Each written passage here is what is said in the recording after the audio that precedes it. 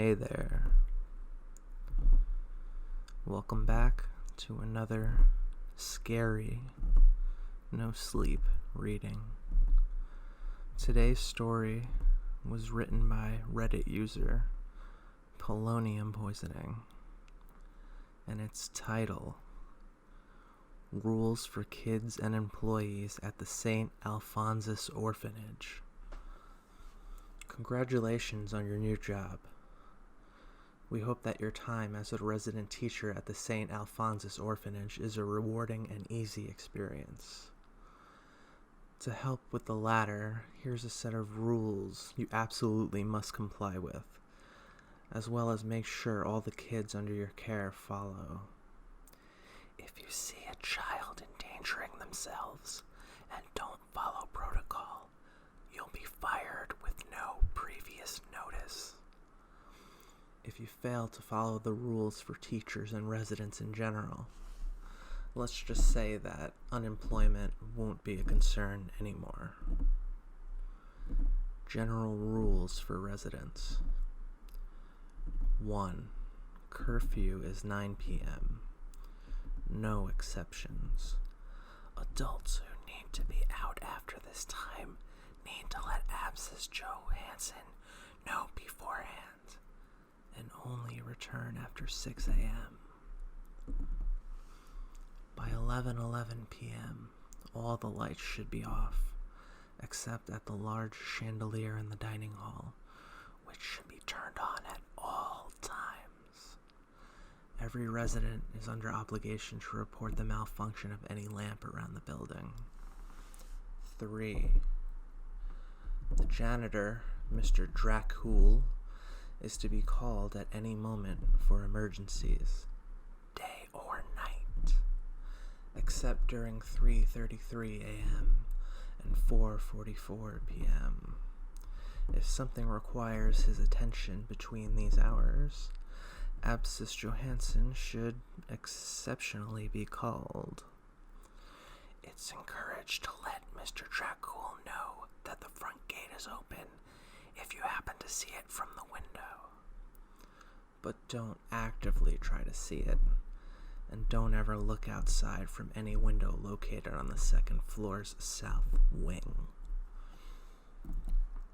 If the big painting of Saint Alphonsus on the main stairs seems to be moving, ignore it. Just walk faster and don't engage in conversation.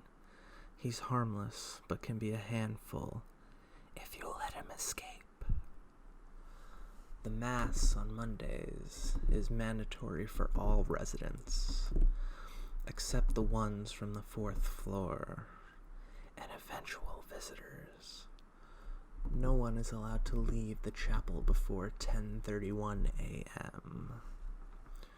Rules for the staff. Kids under the age of 6 are strictly forbidden from leaving the 4th floor, including for meals, and have to be under the care of Miss Asmanoff at all times. The staff is allowed on the 4th floor if necessary, but it's discouraged to criticize Miss Asmanoff's educational methods or question her number of limbs. The teacher's break room on the basement is permanently deactivated. Don't let the delicious smells fool you. There's no one inside. The basement is for storage use only. If you see a small child in there, don't look into his eyes. Instead, retreat without turning your back to it, and immediately call Mr. Dracul. 4. The playroom on the 2nd floor is off limits for adults. We believe in letting teenagers have their own space. Don't let the sound of scratches on the door intimidate you. They know what they're doing. At the start of every class, you must lock the door and count how many kids you have under your care. At the end of the class, before unlocking the door, count again. If one of the kids happens to be missing, immediately let Mr. Dracule know. If there's one extra kid, read the scroll accompanying this letter as fast as you can until the lights stop flickering. The unadoptable are allowed to roam freely around the building, unless there are visitors.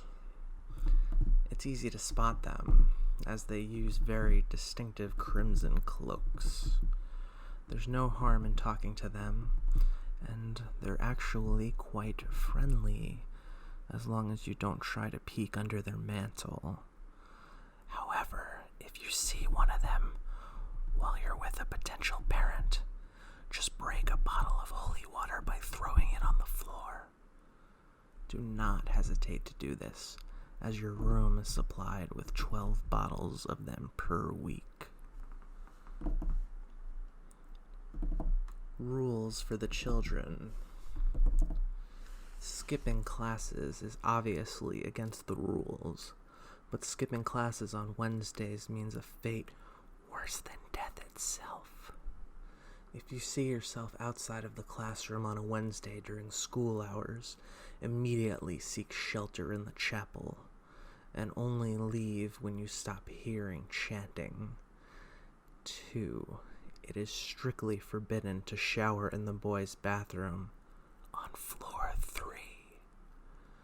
Other uses are allowed as long as you're carrying a crucifix on your person. If a boy tries to talk with you from a stall in an unknown language, leave immediately. 3. Bedroom doors are only to be closed at 9 p.m. after making sure that all your roommates are inside.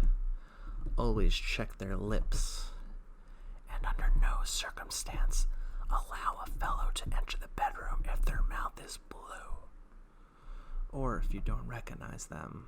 If this happens, immediately pour holy water over them and let Mr. Dracule know immediately. 4. Food is forbidden from outside the dining hall, as well as forks, knives, and other utensils made of metal. Food scraps are always to be discarded by the specialized staff. If you're feeling hungry or snacky between your meals, simply excuse yourself to the dining hall. Mrs. Martell will know how to solve your problem. It's encouraged to interact with potential adopters, but take a careful look at them. If a man with very thin legs tells you that his daughter is up on the 4th floor, do not believe him, and do not give him directions on how to get there. It's easy to recognize him because his legs are like thin matches, and one of his shoes is too small. 6. When in trouble, you can contact a teacher or inspector to help you find Mr. Dracule, but they are not qualified to deal with the happenings described on this list. Observe them thoroughly before approaching them. We don't have a red-haired teacher who's over 3 meters tall on staff. Best regards, and God bless you all. Abscess Laurel Johansson. This is the letter I've gotten by mail a few weeks after submitting for my first job. I was straight out of the university with huge student debt and decided not to be picky about my options.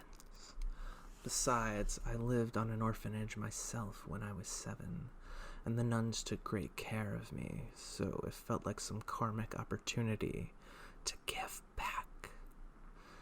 It's weird to say that, but I really enjoyed my time as a teacher at the Saint Alphonsus Orphanage.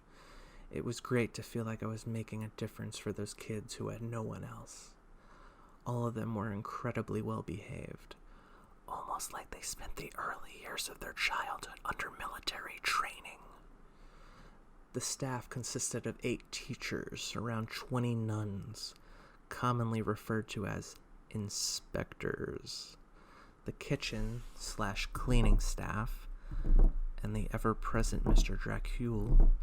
Despite a name that suggested some creepiness, he was actually a lovely, hard-working older man. We teachers had individual rooms, and no strict rules about our free time, as long as we were inside the building before 9 p.m. anyway. Oh, and remember to turn the lights off by 11. If we did all of that, we were fine. I got along well enough with the other teachers, but we weren't that close since they were all so much older than me. Jody, the old art history teacher, was the only one who was slightly unpleasant. She took a habit of asking me if I planned on wasting my life on a nunnery, her words, and why I had no boyfriend. As a damn boomer, she was flabbergasted to find out about the extension of my debits and how expensive it was to rent a small apartment. The salary at the orphanage was below average, but the fact that I had free housing and free food more than made up for it. Despite the fact that there wasn't a specific rule regarding the nuns, I soon learned the ones I should avoid. Sister Alistair was creepier than any of them. One of her eyes never moved, perpetually staring at the bridge of her nose. It didn't even blink. So she carried a huge bottle of saline solution with her, dropping it on her bad eye every 5 minutes or so. She looked at least 80 years old, but walked as nimbly as a teenager with half her weight.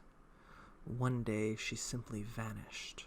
Her room was perfectly tidy, full of unopened bottles of eye drop, and no one saw or heard what happened to her. People disappearing wasn't, unfortunately, a rare occurrence around here.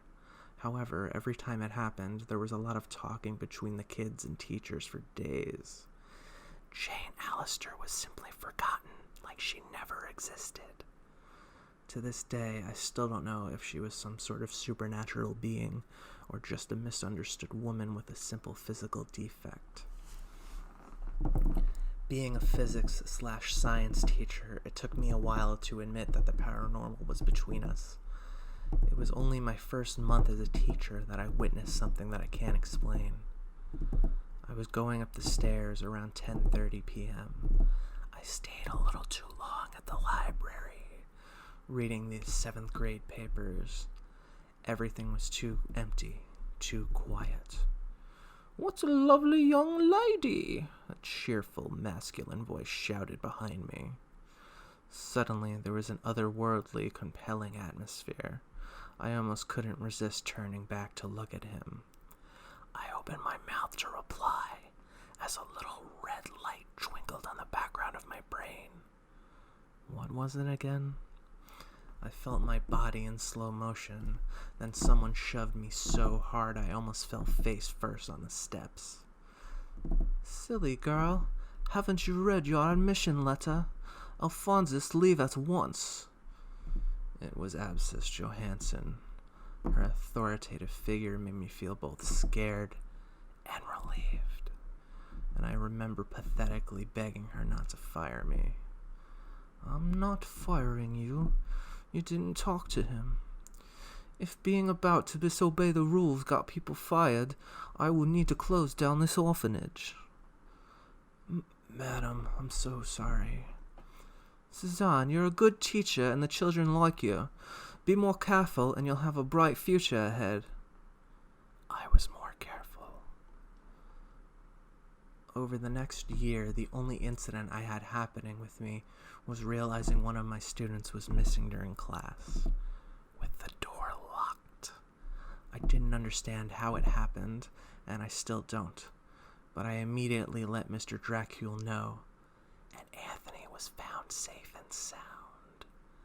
After the incident with Saint Alphonsus, I didn't see Abscess Johansson constantly, but somehow I always felt her severe stare at me. I had just started my 3rd year as a teacher when I screwed up. I took the 8th grade kids to a field trip to an aquarium. They were to write a simple report about the species they enjoyed the most. Science was just an excuse to do something nice for the kids.